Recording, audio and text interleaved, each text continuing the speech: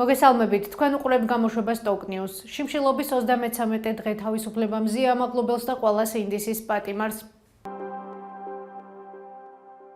რასურთ ახალციხის მუნიციპალიტეტის სოფელ ელიაწმინდაში მცხოვრებლებს, სადაც სოფელში მოსახლეობა სულ უფრო და უფრო მცირდება. გთავაზობთ სიუჟეტს. პატარა სოფელი ვარ, ბევრი წავიდა, აღარ ცხოვრობს ახლა. სახლები აქვს ახლა, ზაფხულობით ჩამოდის ბევრი. ეს ელიაწმინდა ახალციხის მუნიციპალიტეტის სოფელი. სოფელი ცენტრიდან 10 კილომეტრით არის დაშორებული და ზღვის დონიდან თითქმის 1500 მეტრზეა განლაგებული. საქსტატის 2014 წლის მონაცემების მიხედვით აქ 116 მოსახლე იყო. აქ მცხოვრები ჟორა კაპანაძე გვეუბნება, რომ ახლა მოსახლეობის რაოდენობა კიდევ უფრო შემცირებულია და დაახლოებით 30 კომლს შეადგენს. ახალგაზრდები სოფელს სხვადასხვა მიზეზების გამო ტოვებენ, მათ შორისაა უმუშევრობა. არაფერი სამუშაო არ არის, რა უნდა იმუშაო მითხარი. თოხით ვერ არსებობენ და იზოლებული ხდებიან, მე ან იუაჭრონ, ან რაღაც წავიდნენ და რაღაც გააკეთონ. შილები ხო ყავთ, რა ხო უნდა რამე. ახალგაზრდები ეს აწავენ მორჯოხი დავზი.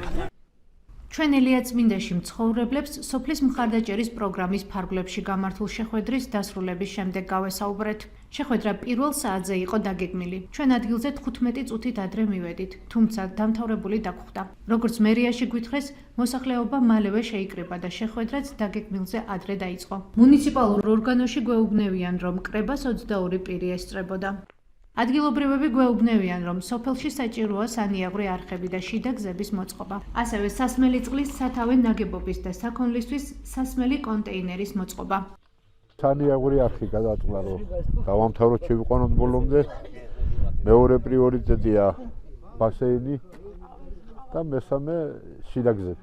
მაიდან უნდა შევიდეს ტრანსფორმატორამდე, ქვეთ სოფლის ბოლომდე. 200-300 მეტრი იქნება, ხო?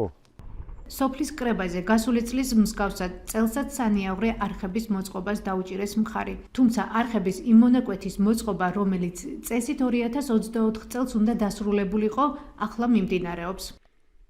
სოფელში გვეუბნევიან, რომ სურთ ბიუჯეტიდან სანიაღვრე არხის კიდევ დაახლოებით 200-300 მეტრის მოწყობა, რადგან არსებული არხი დაზიანებულია, წყალი გადმოდის და ტერიტორიას ტბორავს.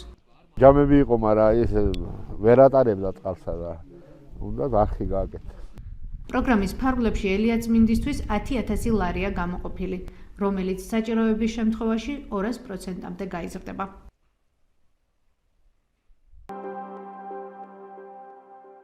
ოთხასი მომხრე და 63 წინააღმდეგი. ევროპარლამენტმა მხარი დაუჭირა რეზოლუციას, რომელიც ქართული ოცნების დეპუტატი ანტონ ობოლაშვილის და ბიძინა ივანიშვილთან დაკავშირებული სხვა პირებს დასანქცირებას ითხოვს. გადაწყვეტილება დღეს გახდა ცნობილი. გავრცელებული ინფორმაციის მიხედვით, რეზოლუციის ტექსტი 28 პუნქტისგან შედგება და ევროპარლამენტარები მოუწოდებენ ევროსაბჭოს სანქციები დაუწესონ პროპაგანდისტებისა და რეპრესიული სახელმწიფო აპარატის ხელშემწყობ პირებს. ასევე სიაში არიან ბიძინა ივანიშვილის ოჯახი და მათი გარემოცვა. ჩვენ ვცდილობდით ანტონ ობოლაშვილთან დაკავშირებას, თუმცა მან ჩვენ სატელეფონო ზარებს არ უპასუხა. ახლა კი ტრადიციულად გიტოვებთ ამბებს ოკეანეს მიღმა. მეტი და დეტალური ინფორმაციისთვის ეწვიეთ ჩვენს ვებგვერდს TalkTV-G და Facebook გვერდს TalkTV. მადლობთ, რომ გვიყურებთ. ხვალამდე.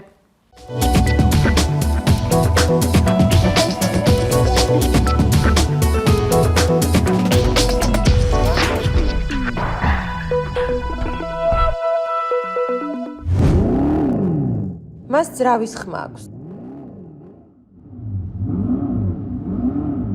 და შესაძლოა ძრავის შეგრძნებაც კი, მაგრამ რაც ახალ Dodge Charger-ს ამოძრავებს, შიდაწვის ძრავა სულაც არ არის. ის სრულად ელექტრომანქანაა.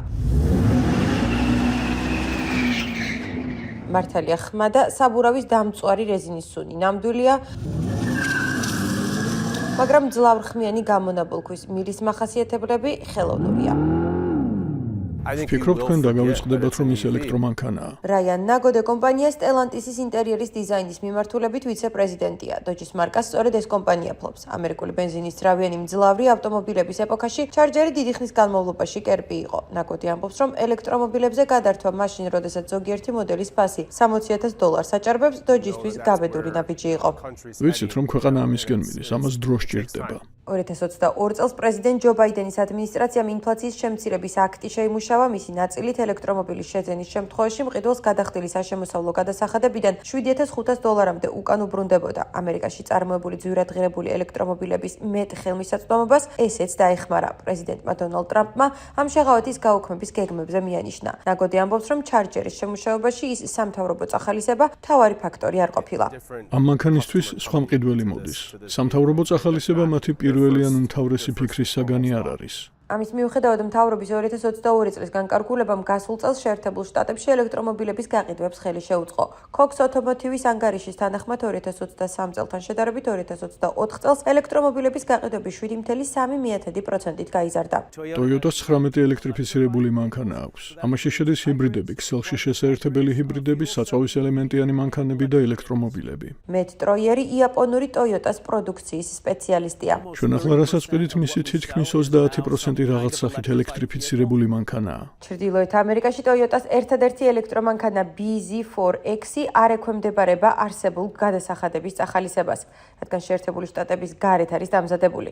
დეკემბერში Toyota-მ განაცხადა, რომ ამ მოდელის ფასს $6,000-ით ამცირებს. ვხედავთ, რომ ელექტრომობილები იაფდება. მიგა ლაქჩაურა ილინოისის შტატში ელექტრომობილების საკითხებს კურირებს. ეს შტატი სრულად ელექტრომანქანების შეძენის შემთხვევაში მყიდველებისთვის $4,000 უკან დაბრუნებას აგრძელებს. მელისა ვაშინგტონი ენერგოკომპანია კომედის უფროსი ვიცე-პრეზიდენტია. მომხმარებლის წამახალისებელ უკან დასაბრუნებელ ფონდში $100 მილიონი გვაქვს, რომელიც 2025 წელს ხელმისაწვდომი იქნება მომხმარებლებისთვის, რათა ელექტრომობილებზე გადავიდნენ და ეს ჩვენს ყველა მომხმარებელს ეხება, კერძო პირებს, ბიზნესებსა და საჯარო სექტორს. იმ დროს, როდესაც ელექტრომობილების შეძენაზე ფედერალური წახალისების მომავლის გარშემო გაურკვევლობაა, ტროიერი ამბობს, რომ მომხმარებლების თქმით ისინი ყურადღებას უფრო ელექტრომობილის ქონის სხვა უპირატესობებს აქცევენ. სიარული და ტექმომსახურებაც უფრო იაფია და მათ გარემოსთვის კარგი რამის გაკეთება სურთ.